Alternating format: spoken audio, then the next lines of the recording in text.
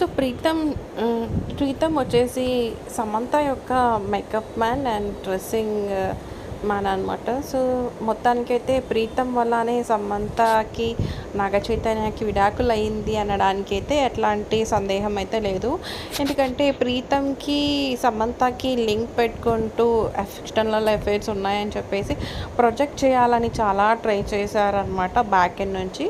కానీ Pritam correct person కాదు, Pritam straight అని నాట్ స్ట్రైట్ అని చెప్పేసి అయితే తెలుస్తుంది. దాంతో అయితే శోభితకి నాగ చైతన్యకి అఫైర్ ఉందని చెప్పేసి ఫస్ట్గా బయట పెట్టింది మాత్రం ప్రీతమే అనమాట. ప్రీతం సమంతకి ఓన్ బ్రదర్ లాగా అక్క అని పిలుస్తాడు. ఎందుకంటే చాలా ఇంటర్వ్యూస్లో సమంత ఎప్పటికీ నాకు సిస్టరే అని చెప్పడం జరిగింది. కానీ బ్యాక్గ్రౌండ్ నుంచి సమంతకి ప్రీతంకి ఎఫెక్షనల్ అఫైర్స్ అంటగట్టేసి ఇలా చాలా దరిద్రంగా సృష్టించడానికి ట్రై చేశారనమాట.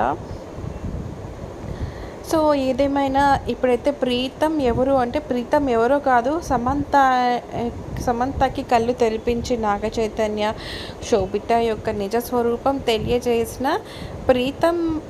ప్రీతమే అనమాట.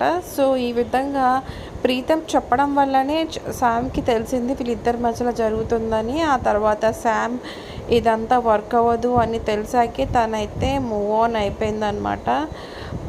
ఏదేమైనా సమంతకి ఇంకా మంచి లైఫ్, ఇంతకన్నా మంచి అబ్బాయి రావాలి అని చెప్పేసి అయితే మనం కోరుకుందాం. అంతకన్నా అయితే ఇంకేం అనుకోవడానికి లేదు. ఇంకా చూద్దాం ఎన్ని డేస్లో ఈ అమ్మాయితో కలిసి ఉంటాడో. బట్ హోప్ అందరూ బాగుండాలని అనుకుంటాం కాబట్టి వీళ్ళకి కూడా ఆల్ ది బెస్ట్ చెప్పేద్దాం. Thank you so much for watching and like చేయడం అయితే మర్చిపోవద్దు. Thank you, bye.